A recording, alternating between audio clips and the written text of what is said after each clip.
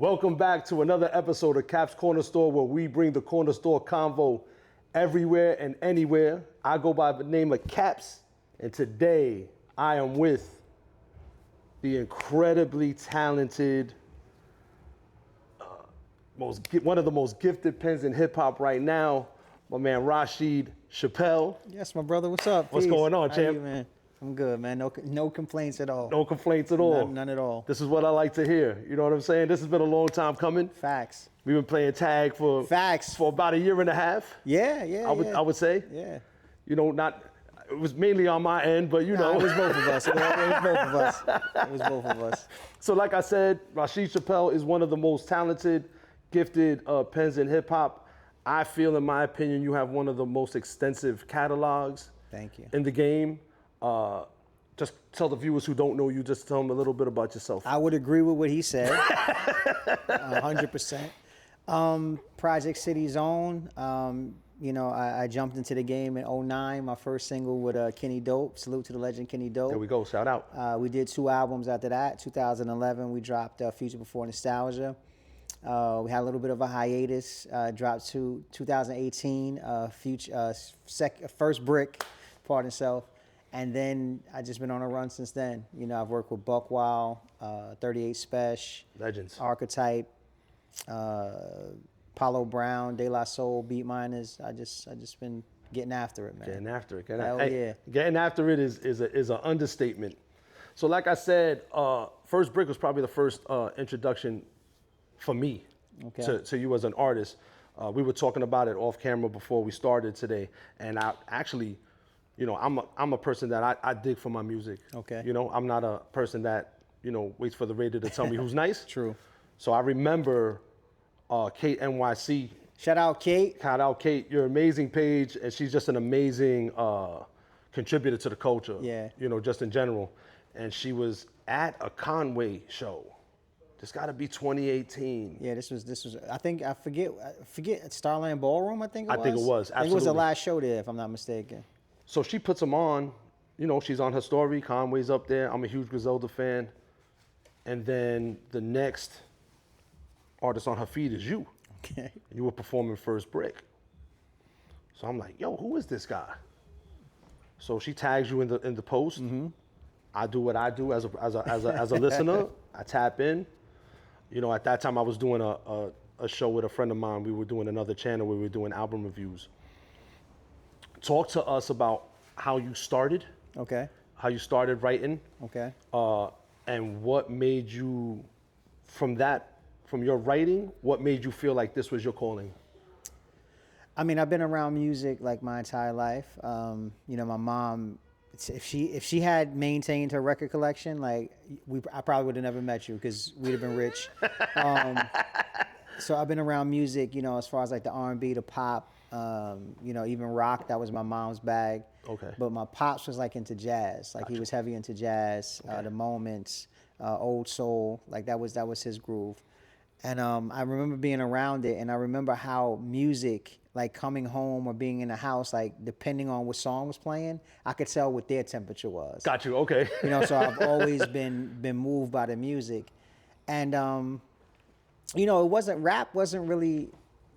It wasn't, you know, I was around it, you know, I grew up in the culture, but it wasn't something that I really wanted to do until maybe like my freshman year of high school. And we wanted to be in a talent show. And that's exactly how it started. And it was like, yo, what are we going to do in the talent show? Right. It was like, yo, we should rap. Gotcha. And so, you know, I wrote my first rhyme then in my man Coop's attic. And I linked up with some of my cousins, some of my boys. And, you know, we formed our first rap group. But it wasn't until like after high school, you know, I kept at it, I kept with it, that my man Sugar Hill, actually, he didn't even know I rap. He was at my crib one day and I spit a verse and he was like, "Oh, you can rap." And I remember we went to the projects and the first dude we bumped into was Jers J. Okay. And he was like, "Yo, she rap," and he nice, and that was it. Like that. From that, he was sitting on a bench in front between those that know between 11 and 19, and he was like, "Yo, she rap, he nice," and that was it. That's crazy. That was person. Sugar Hill is a guy that you always mention in your albums. Yeah. How important was he in your life as far as just your life in general and you as a, you as an artist? His father hung with my father. Okay. So, before we were born, that's the path we was on. Rest in peace to Big Horace. Rest in peace to my dad. Rest in peace. And we were talking today, literally, and I haven't spoken to him in a while, but we were talking today. And he hit me today. He was like, yo, I've been listening to your entire catalog like the past couple of days. He was like, yo, you've put out a lot of music. You put out a lot of shit. And when we were coming up, I would say he was easily the best out of us. Voice, charisma. He had started rapping the earliest. He used to come up with these ill-ass hooks. Like, he was our hook guy. Okay. And, he was someone that, how do I describe him? He when I look at, like, life as I step back, I remember, like, he played basketball. Okay. And he was a lefty. Right, I could play basketball. You're crafty, those lefties. Right, yeah, always. Absolutely, 100%. Always. And he played a little bit of college ball, but I could play basketball. But I remember this one particular night, like, we call it down the back where our basketball court is in the projects. Okay. I was shooting, and he was catching the ball. Like, he could do it. Right. Like, better than me, right. But he was like, I'm gonna let him live. And I didn't think much of it then, but when I look back, that's always the role that he's played. And then when he stepped away from the music, he told me to read, like, we had this conversation recently, maybe a few years ago. And he was like, the reason I stepped back was because you were serious. Yeah. Like, you were actually trying to be fucking great. Right. And I could do it, but I wasn't trying to be great. And so he just, he was a battery, and, he still get texts from me and like, yo, I'm sending you, I just did this yesterday. Like, listen to this. Gotcha. Like, he's always been like my first A&R, 100%. There you go. 100%. Everybody has an A&R in their life. Hell yeah. I'm lucky I got 2 of them behind the camera. You know what I mean? So this, my cousin Drew may be over there, chilling over there, looking on his phone. I don't think I would be in this position right now if he wasn't the one saying, yo, you got to get back out there. Facts. You got to get back on that camera. Facts. You got to get out there and create this platform Absolutely. for people. Speaking of which, your platform coincided with your catalog. Mm-hmm. One of the things that interests me as a listener to your material is you're everybody knows me, a vivid storyteller. You have your wordplay is incredible. You have a very distinct voice, and you have a way of being so descriptive that it puts you in the scene, kind of like you're the director of the movie and I'm the person watching a movie. Was that something that happened organically, or was that something that you're intentional with? I'm intentional now. There was a guy by the name of Fortune Teller. Okay. Because you may see the guys on the field, but or you may see the person on stage, but there's so many people along the way that were influences, right? Like, who was the guy that influenced Rakim?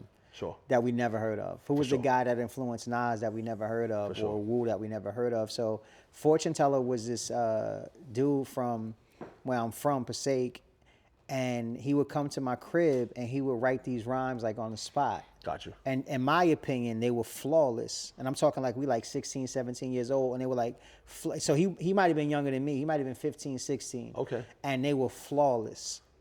And he would finish the rhyme, like we would just say him in the crib, and he would like ball up the paper and throw it away. Gotcha. Like, I write another one tomorrow. And he was so descriptive, like, yeah, I could listen to, the Illmatics or whatever the case may be, but I had somebody right here that I felt was like at that level. Gotcha. And so from him, he was definitely somebody that that I could touch, tangible. Gotcha. That made me say, you know what, let me try to be more descriptive. Let me try to paint a better picture. Right. And then, of course, all my other influences played a part. And then when I finally landed on my rap name being my real name, Gotcha. It was like, I could just talk about my life. And there's nothing that I've been more involved in than my life. Correct. So, you know what I mean? So, like, yeah, I just put it on the paper. I mean, I'm a happy camper, to be honest with you, because Appreciate it. It's I don't know, it's your solo projects, they have a way of having, a body of themselves. They're just like an essence of themselves, but they also fit together kind of like a mosaic painting. When you go into these into these projects and you're creating, is that something that you think about connecting the dots with each project, or is it more of like something that just happens generically? It definitely happens more organic. The beauty of my name being me, I get to explore every side of me. Sure. So on an album like A Portrait Of, I can really pull the layers back and show you who I am. Actually, I would say that and JFK to Nonstop. I would say those two albums were two albums that were done like in real time. Gotcha. So you got to see what was going on in my life real time. The other ones, different aspects. Maybe even the two Mickey Blue projects, was kind of real time. Gotcha. But those particular projects were just different aspects of me. Gotcha. Whereas I feel like, Future Before Nostalgia was kind of producer driven because Gotcha. Kenny was, Kenny is, Grammy nominated. Yes. He's Kenny, so he kind of was leading the ship that way. I feel like I kind of really took the helm at First Brick. Because I had started recording those records prior to Kenny coming on board to put the production on it, and so I don't really have anything in mind. The only thing that I have in mind when I go into a project is I probably say I want to use a word I haven't used before. That's probably the only thing that. That's it. Like that's probably the only thing. But yeah, it just happens. So as long as always, it may always seem like a mosaic. Right. Or intentional, because as long as I keep living, then the projects will, be different parts of me. So, yeah. Speak about working with Kenny Dope, because I feel one of the things that's super duper important is the marriage of the instrumentation you use, that marriage of the music and then your voice as an instrument itself. Yeah. Talk about the importance of having working with Kenny, and how that helped you further along in your career. I feel like he was my Phil Jackson. Like I feel like I may have had all the talent in the world, but I needed somebody to kind of direct me. Gotcha. And it was under that direction that I learned even more about making songs, even more about crafting a hook, even more about how to produce a record. Right. So I can't thank Kenny enough. I can't tell my story without Kenny Dope being a part of it. For sure. And it was an amazing time. Watching him with a band, then watching him do a house record, then watching him with Deion Farris, then watching him with Yo-Yo, then watching him with Biz, then watching him do an instrumental, then watching him do something with Ty Terry. Like it was just crazy. You know what I mean? Then watching him do an R&B album with Raheem DeVaughn. Like it was just wild. So just being there and working on, and then just getting plugged in, like, Raheem needs you to write something for this, or I need you to put a verse on that. Like, just, it was crazy. I'm like car commercials. Like, we did everything. Like, you know what I'm saying? So it was beautiful. Then touring and going on tour. And it was just, it made me better. If you were to ask any producer that I work with currently or have worked with since, I'm a professional. Like, when I come to work, you're there to work. We're not. If I brought the camera in, the people probably wouldn't believe it. Like seriously, like I lock in. Got you. I get right to it. We might chat for a few minutes, but you pull up a beat. Let me hear something. Let me see what inspires, what moves the pen, and we get right to it. We get right to it. Well, that's one thing I like about your Instagram. A lot of the times you post a story, it's when you're in the lab. Right. Yeah. And it's more of like you listening to the beat before you go in there, and then I guess after you cut it down, then you give the fans a little taste, a little taste, a little tease. Little something. Is that something that as a this is a corner store, the traffic do happen, We know what it is.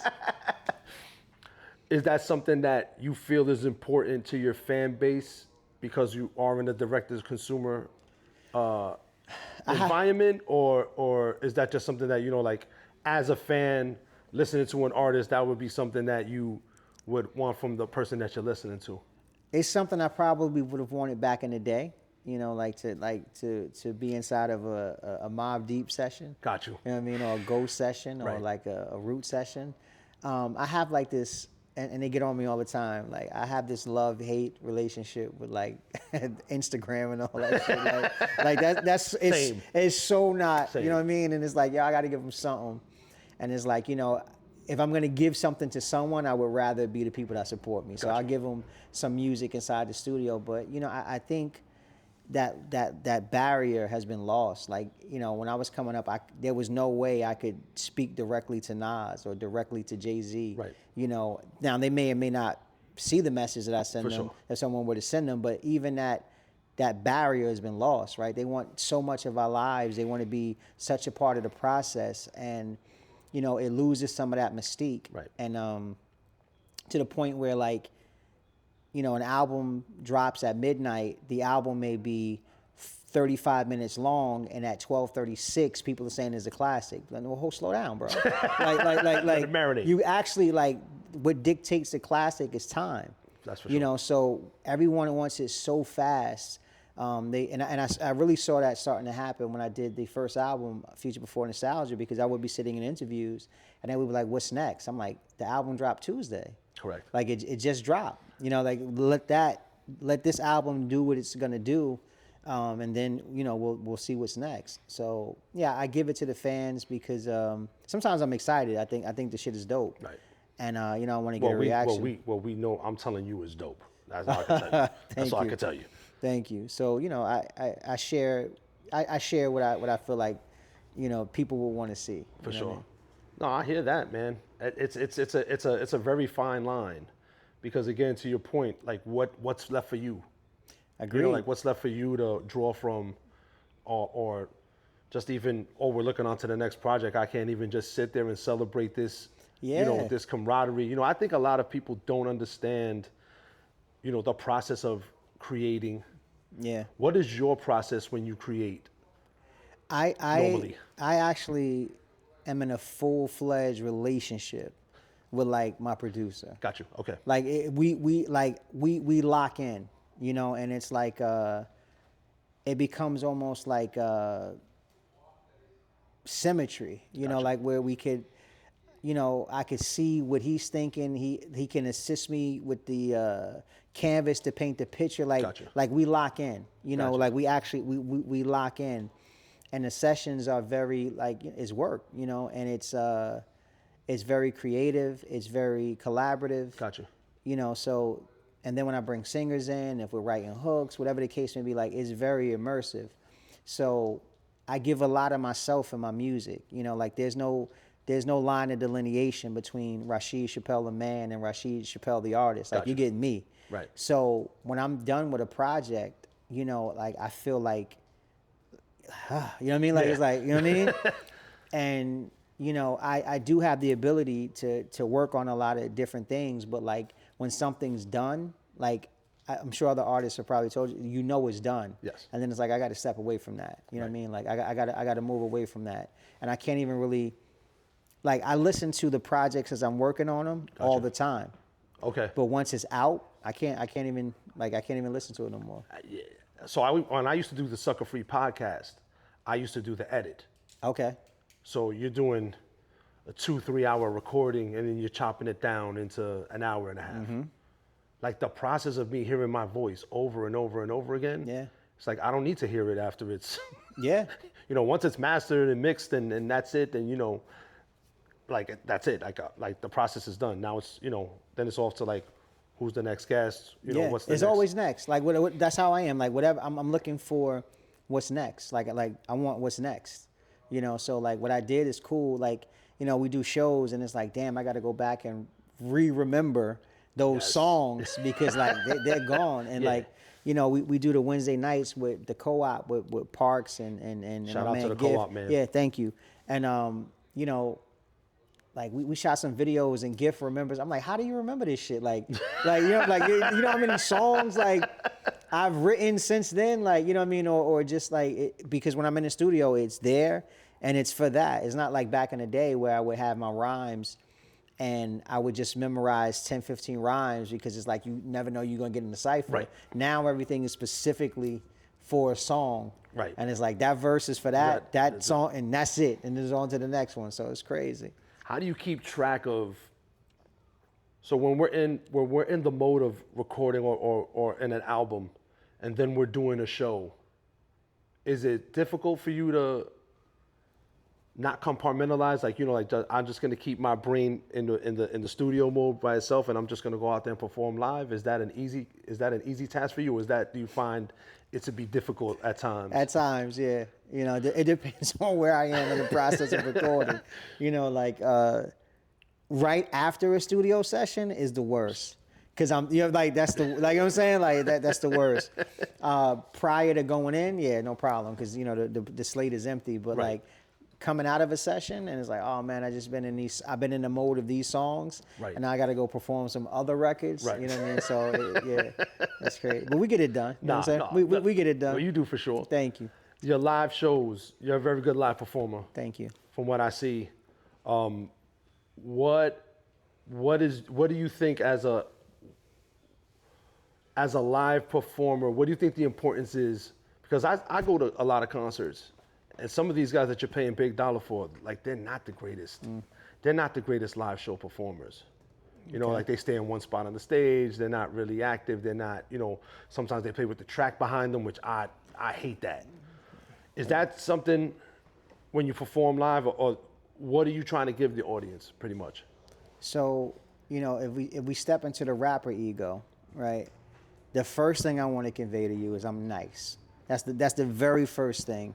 From what I have on to how I walk on the stage, I'm nice. Like, Right. Whatever you do is not this. Right. And so the ability to perform live without the backing track, that's just the essence of an MC. You know, that just gives you, you know, that separates you from anybody else that's doing that.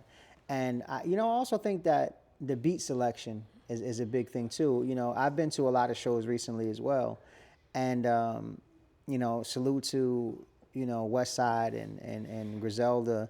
That sound, people have been trying to run with that sound, and it doesn't really resonate as far as a live performance, you know, because the BPMs are slower. Right. So, you know, the energy may not be the same as something a little bit more up tempo or something like that, unless you have those records that people know.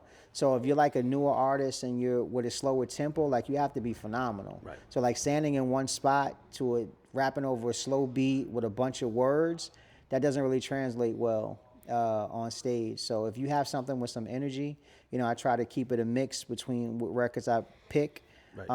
you know, because you want it to, you know, you want it to be like that. And I've been blessed to, like, you know, share the stage with some excellent, Yes. you know, stage performers. You know, I performed with Lord Finesse. I performed with Rakim. I performed with so many people I think are dope on stage. Like, one of my first times ever opening up was for Dougie Fresh, like the greatest entertainer of all time. That is a fact. You know what I mean? So That is a fact. you know, I got to be in the studio and get advice and do songs with Biz Mark. So, you know, rest in peace to Biz. Yes, rest in peace, man. And he told me, like, sitting as close as you and I are, he was like, listen, man, you got to get a team. You got to make sure they sharp, and y'all got to keep each other sharp. He's like, I brought Kane in. Kane brought G-Rap in. Right. Like, you know what I'm saying? So it's like, you got, and those guys, so on and so forth. Yeah. Team is important. Talk a little more about your team, because to me, I know that a lot of folks just, when they see an artist, they just see you as the front person. And, you know, a lot of times they don't understand, like, the work that happens in the background. Talk about your team, how you as a collective bounce off what your ideas with each other, and how do you guys implement your plan? Well, the first person will always be whatever producer I'm going to work with, right? So whomever the producer is, we got to be on the same page. Once we lock in and we're on the same page, you know, it's pretty much seamless from there. There's two go-to guys that I go to for mixing, whose ear I trust. Like, I think they're impeccable. My man Archetype up in Boston. Okay. Shout and out. Parks, you know, shout out to Parks. Shout out to Parks. Absolutely. So these are guys that I trust, you know, with my sound. Like, so much so, like, I trust Parks so much that, like, we record and I don't ask for a rough mix. I just know that. Like, I just know that whenever I get it, like, whenever he gets it to me, like, it's gonna be good. And with Archetype, it's almost collaborative. Like, I've never worked with anybody how I work with Archetype, where I swear it's almost like we're sharing the same brain. Gotcha. Like, it's crazy. It's, when it comes to, like, the mixing, it is like, I don't speak engineer talk. I don't speak producer language, Right. but it's like we're talking the same language. Like he understands me, and so like I think I've mixed and mastered maybe like 8 or 9 projects with him. You know, like he's like where I go. So he's definitely a part of the team. And then there's my man Adam, you know, who does my distribution. So, Gotcha. you know, we try to always approach it differently with each release. You know, how we're gonna target it, how we're gonna grow the fan base. You know, how we're gonna get in front of more eyeballs and then more ears. So it's always a collaborative process. You know, Remember, you need a team. facts. And a flash in the pants takes 10 years, man. That's a fact. You know what I mean? Like, though, I say that all the time, man. You know, overnight success takes 10 years. At least 10 years.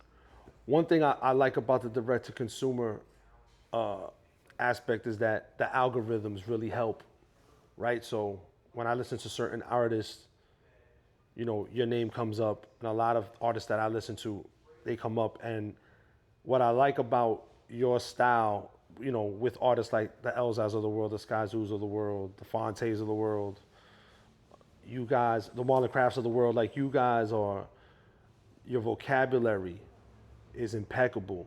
And that's not, I think it's not really represented in the space where commercial, you know, where it's commercially viable. Speak of the importance of being a part of that element, you know, not letting that element die in the art form. You know, I honestly, I really don't think about that, right? You know, like I respect to everyone you just mentioned, as well as artists like Nick Grant as well. Oh, amazing. You know what I'm saying? Amazing. Like there's Ruben Vincent. yeah. There's artists that are definitely, you can tell that they take pride in their craft, but like my man, we talk about teams like. Like my brother who's been doing like some of my visuals as of late. I brought him out of retirement. My man Edwin DeSena. Okay. He boxes. Okay. So he's always trying to figure out what my thought process is as I'm going through. And I'm like, yo, I don't think about it. Like I've been doing it so long. Like you have to, like you get knocked out in the ring when you're thinking. You Sure. have to allow your reflexes and everything that you've been training you've trained for this moment. 12 weeks, that's what Yeah, longer than that. Longer than you that, trained yeah. for that Right, fight right. for 12 weeks For or 12 8 weeks. 8 weeks. But you know, you've been training your whole life. You know what to do. Sure. It's a ring. It's 3 ropes, 4 sides. Like that's it. You know what I'm saying? Right, So exactly. you know what to do. I don't think about that. You know, I don't really, you know, concern myself with what people may say or what box they may put me in. For me, it's just really about the music. Am I feeling it? Does it get me excited? And if it gets me excited, then I feel like I'm moving in the right direction. If I feel like I'm trying something new, if I'm going outside my comfort zone, if I'm stretching my boundaries, and I'm like, okay, yeah, then I'm moving in the right direction. Gotcha. That's how I look at it. But again, everybody that you mentioned is dope. There's other people like Fashion, For sure. like There's Planet another one. Asia, Planet Asia. you know, who Amazing. he's one of the, and I've said it to his face, like he's one of the greatest rappers of all time. I agree. Hands down.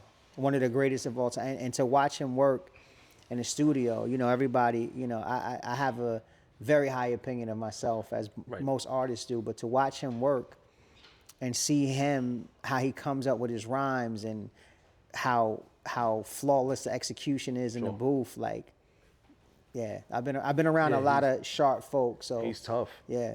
Razkaz is another one. Raz is another one. You know, I kind of put him in that area of like where they don't get their proper P's. You know what I mean? They don't get their just due. Lord Finesse is another guy. I think Lady Luck is phenomenal. Lady Luck is phenomenal. Like, you know, too. shout out to shout out to Luck. Congratulations on the wedding anniversary. There we go. Congratulations. 3D Nati is another one. Yeah. You know, Shay Noir, Shay Noir. is Huge fan.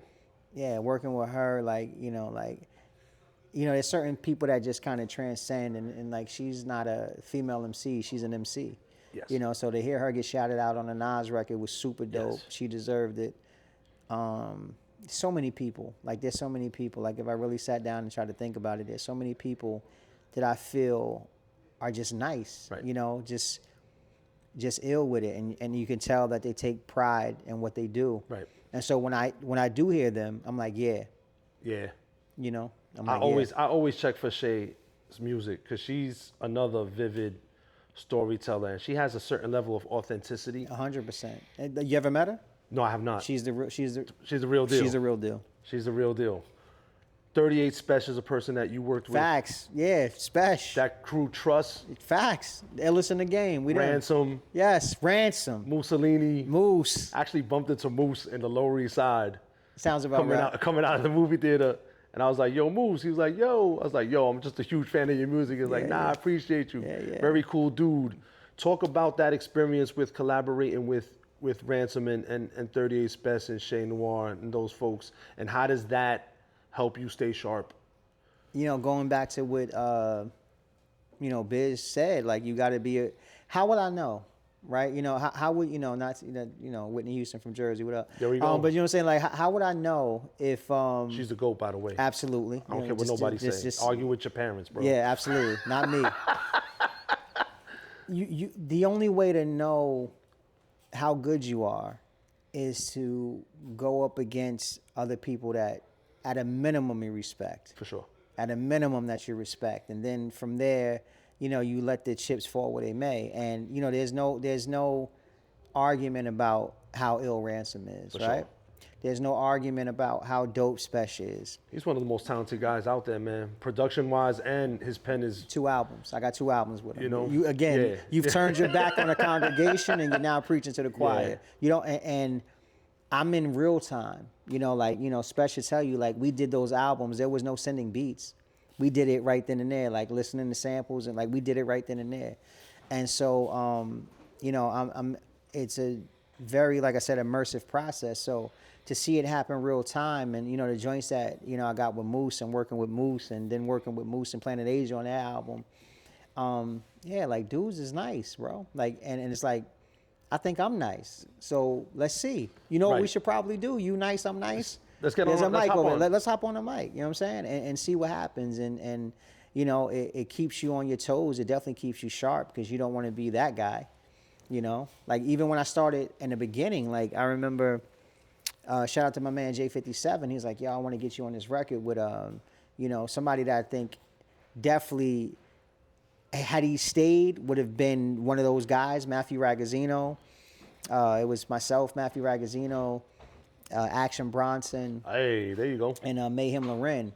And just there goes another gentleman. Mayhem Loren shout out to yo May. We gotta Mayhem Loren is a when, Drew over there. Shadows is getting live right now. When you make the clips of this, yes. Yo May, let's come on, bro. We've been saying this shit for like 10 years already. But yeah, like even getting a call to hop on that track. Right.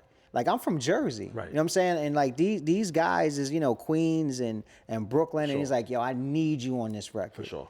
And you know, like, yeah, okay. You know what I'm saying? It's like, yeah, fuck yeah, let's go. You know what I'm saying? And yeah, so when people mention me with certain other artists, or artists that I definitely think that I hold in high regard, like that shit means a lot to me. 100% it means a lot to me. Trust me, when you guys get off this interview, make sure you type in, I don't care if you got Spotify, you got Apple Music, you got Tidal, make sure you look up Rasheed Chappell and just look at that catalog, because again, it's one of those things where it's just every project that you drop, every album that you drop, it's kind of like you're kind of outdoing yourself. You know, you're outdoing yourself. I don't know if that's intentional, but you are. You're outdoing yourself. You're kind of raising the bar for yourself. There's kind of like I feel like there's like a self-competitive nature with your writing. I agree. Right? So at both aspects of just rapping and, you know, having a set-aside concept, which do you have more enjoyment in doing? Just catching a couple of beats and rhyming on them, or when it's more of the conceptual... The conceptual side. It's like, which one of your kids you love more? Well, you never love them. You love them different. That's what they say. You never love one. I'm gonna answer. It's always the first one. But it depends. It depends on the mood. You know, I'm working on a project currently, and you know, I think the concept records, like they just it was like one after the other. So I was like, oh, I got that out the way. And you know, I try to always encapsulate one type of concept record on it per album. Got you. And so like when 2 or 3 came, I was like, woo, I got that out. I was like, I got that out the way. You know, because you know, people specifically, they ask me like, yo, like, I never know. I never know when it's gonna be. I never have an idea. I never say. So we're talking off record. I mean, off the camera, Right. and you mentioned Mama's House.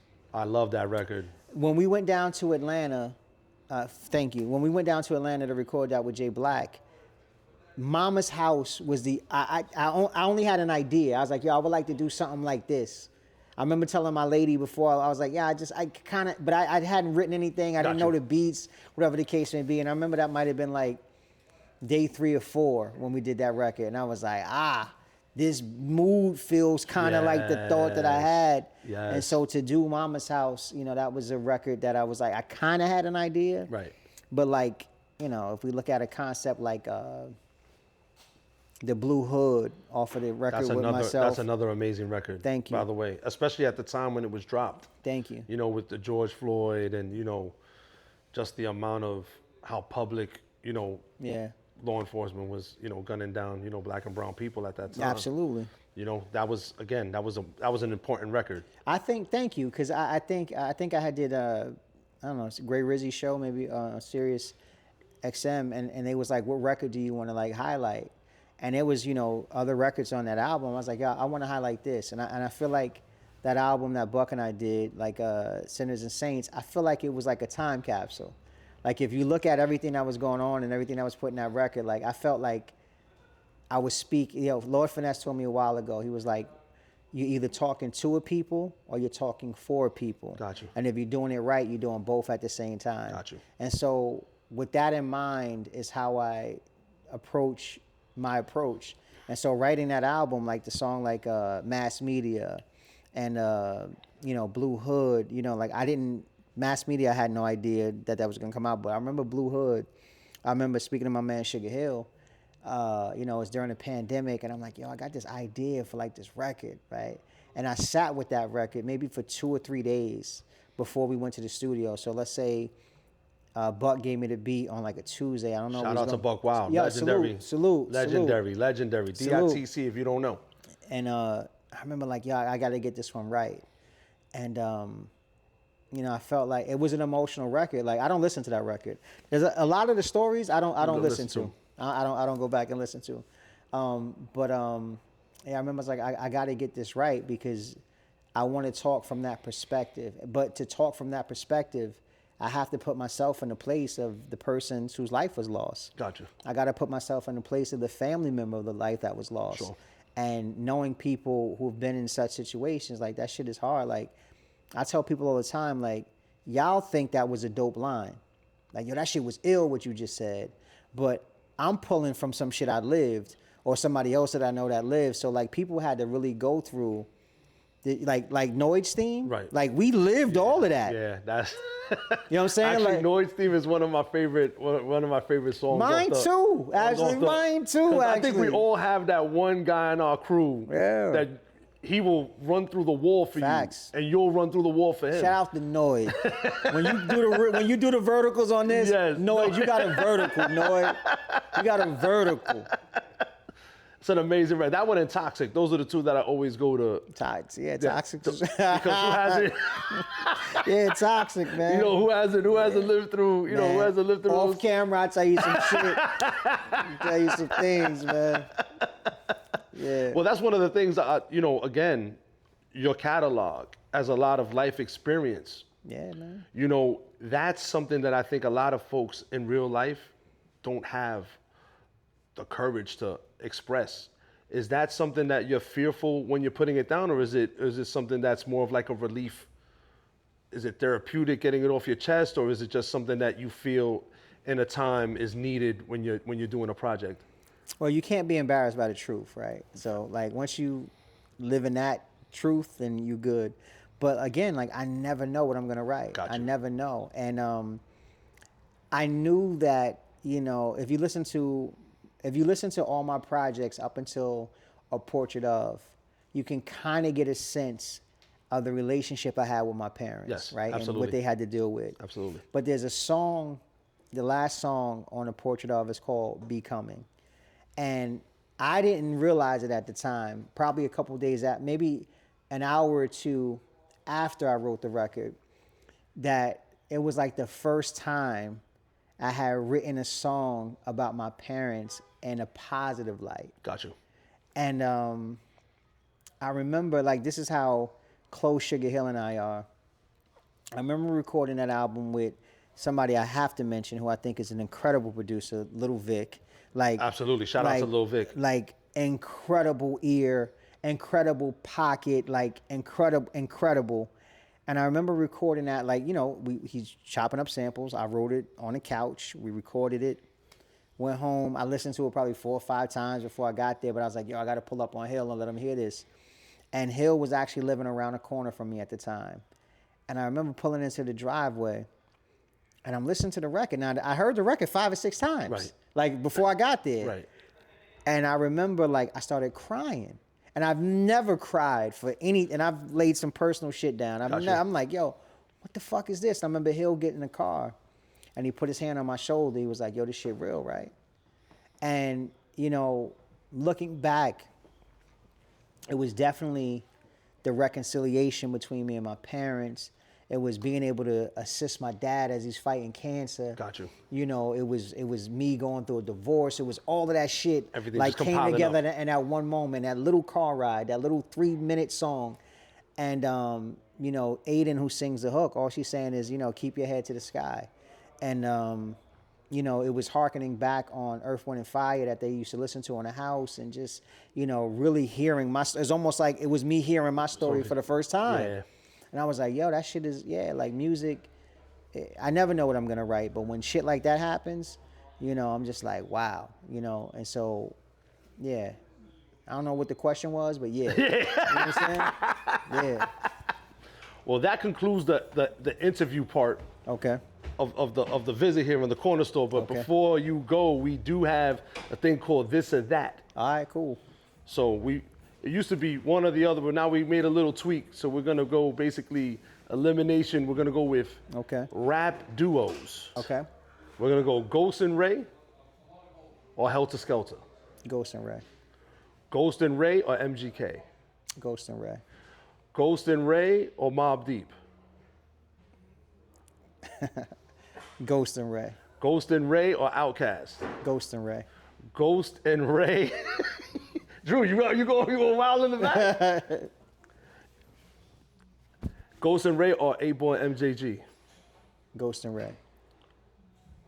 I mean, there's an answer. There is. There's a duo that might, you haven't said it yet. Ghost and Ray or EPMD? Ghost and Ray. Ghost and Ray or Gangstar? Ghost and Ray. You missing one. I can't believe you ain't said it yet. Well, Run DMC is like a trio. Nah, that ain't it. They're a trio. That ain't it. That ain't it. Ghost and Ray or Little Brother? Ghost and Ray. Ghost and Ray. Ghost and Ray. Yeah, I have it. Who am I missing? Nas and AZ. How you ain't asked that question? Are they like a duo? But a feature. Okay, Nas and AZ or... And on that note, that's the end of it. You know what I'm saying? I appreciate you for having me, beloved. You know what I'm saying? Thanks for having me. You know, it's been a pleasure, man. It's been a pleasure, man. They're about to close the corner store. There we go. They're pulling the gate down. They're about to Caps you out. You're not the corner store owner no more. I think... Ghost and Ray. I just think there's something about that chemistry, man. Yeah. I mean, Meth and Red have an amazing chemistry. They do too. Yeah. You know, but there's just something about the fucking bounce between Ray and Ghost that is just like...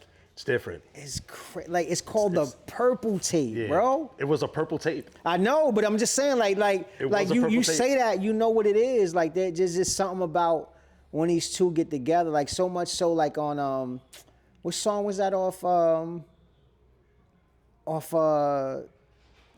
God! What was the name of the second album? The Wu second album? Oh, the W. The W. Like, they had to put them together.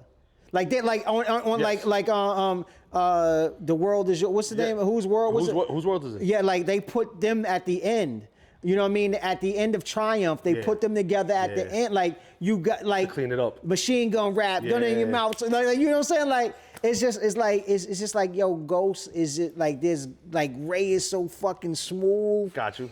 You know? He is. And I've been in the studio on stage. Like Ray is smooth. But Ghost is just like what? He's like if Braggadocious was a living person. Oh, Jamie, don't start that shit. Like, you know what I mean? Like, Ghost is out of here, you know, but Nas and AZ. Yeah, they're back and forth. It is just, oh, man, that, if there was ever a versus that I would pay money to see. That would be it. Them four. What? On stage. Yeah, that would be cool. What? I think Ghost and Ray got too many songs. They got 2 albums. Yeah, they got 2 albums. They got I don't know. If two- Nas and AZ just said, yo, we're going to perform like the 6 that we got out there, and then we got 6 in the tuck. They got a lot of records together. They do. Because they got the Firm album. Yeah, that's the other thing, too. You know what I'm saying? They got, you know, the features on each other's album, the shit that never came out. I know. I'm waiting for that. You know what I'm saying? And it's just like... We're going to give you one more. We're going to give you one more, and then I got one more question to ask you. So we're going to go classic albums. Okay. Okay? We're going to go Midnight Marauders or 36 Chambers. Yeah, they're both classics. Which one you got to take one? Oh, that's what I got to do? Yeah. I got to... Where am I taking? What do you mean I got to take one? 36 I can only like... only take one. One is removed from hip hop, or I just... No. Just for the line of question. Just like we did with the duos. It depends on the mood. It depends on the mood. Like not even to be PC, but it depends on the mood. Like if I'm in Bahamas somewhere, then it might be Midnight Marauders. Okay. But if I'm like outside, it's definitely 36 Chambers. So he's going 36 Chambers. 36 Chambers or the Purple Tape? Purple Tape. Purple Tape or Infamous? Damn, that's a good one. You know why that's so good? Start of your ending. Like the start of your ending. Party's over. Way to close it out. I don't. People don't talk about that record enough. Boom, boom, boom, boom. Like I'm gonna listen to that on actually. That's going on next. So I probably have heard the Infamous more than the Purple Tape, Okay. if that makes sense. Okay. And what you have to understand is like I've listened to the Purple Tape probably 60,000 times. So to say that I've listened to Infamous more than that is crazy. That's a tough one, bro. Like if I'm answering right now today, I may have to say the Infamous. Okay. Infamous or Illmatic? Illmatic is not even Nas's best album. But that fucking 9-piece body of work, if there was like remember when the Source magazine was beefing Yes. with Eminem? Yes. And they had this prototypical MC that could, Yes. it was actually almost like a caricature of Nas. That's Not true. like Illmatic is just, Illmatic is what I'm chasing Illmatic. Like I always like, that's the bar. Yeah, that's a fact. That's the bar. Illmatic or Ready to Die? Illmatic. There's only one album, to me, Illmatic, bro. Around that, Illmatic. Illmatic or It Was Written? It was written. There we go. It was written. That's the album. I knew it. That's the album. And I've had had this conversation with Rosenberg, and it's like, it's like a perfect, like we talk about boxing. It's Mayweather versus Diego Corrales. Like I really feel like it's Pretty Boy versus Money Mayweather. No, well, Nas gave us that on the last album. Right. Yeah. Nasir, Nas, and Esco. Oh my God. That was phenomenal. That album, It Was Written, became the template For everything else that for happened hip on hop. those. Yeah. For the next 10 years, sure. bro. Like it was. I Gave You Power. Amazing. Shootouts is fucking Take It in ridiculous. Blood. Take It in Blood. The Message. How you start The out the album with that. Message. I mean, If I Ruled the World. You got Lauryn Hill to sing. but people again, sometimes people aren't ready for it, and I think we were talking off air. Like I was telling you, we were discussing this Nas AZ thing. This Nas Jay-Z thing, and Nas had a smash hit, What If I Ruled the World, and he was rapping his ass off, bro. That's a fact. There was no concessions. Like him pulling back a little bit, him kind of trying to do something commercial at that time. Yeah. But he was like, well, if I'm gonna do something commercial, I'm like still stay authentic. I'm actually gonna have like the fucking Curtis Blowhook. Yeah. I'm gonna use fucking tough. Houdini. Yeah. And If I Ruled the World, bro. In the video, the visual, like it was great. Like people, if you wasn't there, like, you know, you will never be able to make you feel what it was, but that shit was out of, like, to come off of Illmatic. I tell people all the time, I don't think anybody has had a debut and a follow-up better than him. That's just my opinion. A debut and then a follow-up. Yeah, that. You know, and if I Am didn't get leaked, Yeah, there was a lot of But shit with on that- I Am that could have been. and that was all the Lost Tapes, which was another great album. Lost Tapes, I heard that. I was in Minnesota. I never forget. It was brick. I left here. It was like 70 degrees. I got there. The first thing I had to do was buy a winter coat. It was freezing. It was like in September, and I came out. And I remember like just like there's a song on there we talked. It's called Do Rags, and from my perspective, you know. And Nas has penned a lot of incredible things. I don't think there's anything that resonates more with me than that particular song. I think that shit is out of control. Out of control. Take one step toward him, he take two towards you. Like, you know what I mean? Yeah, he's tough. I done it, got Godson on my stomach. My Part body of my was lungs was infected by getting- Henny's and getting getting blunted. blunted. That's a tough record. Yeah, that's crazy. Last question. You got a reservation for 4 at a Okay. dinner party. Okay. I'm sorry, for 5 people. 5. I'm coming. You're included. I'm coming. Okay, I'm coming. Your 4 guests, dead or alive, who are they going to be and who are they going to be? Okay, it's going to be the talented Tariq Trotter, Black Thought. It's going to be Nasir Jones. There's going to be William Griffin III, which is Rakim, for those that don't know. There it is. It's going to be, who else am I bringing to that table? Oh, man. Damn, am I bringing Dennis Coles?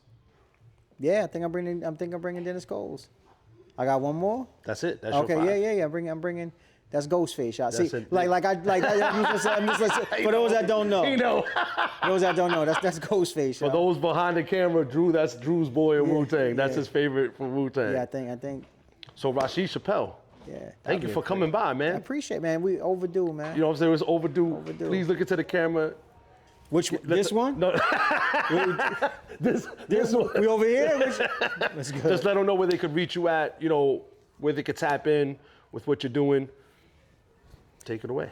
Rasheed Chappell on all socials, on all forms of media, Instagram, YouTube, everywhere. You know, authentically me all the time. Whenever you find me, you're gonna get me. Peace. That's it. My brother. guy. Appreciate you. Oh, come on, My bro. guy. Come on, man. Yo, this is Rasheed Chappell, Project City's own. And you tapped in with my man Caps at Caps Cornerstore. Pull the gate down. We getting busy in here. You heard? That's it. Make sure you like, share, subscribe, and comment. Hope you enjoy, and see you at the corner store. Peace.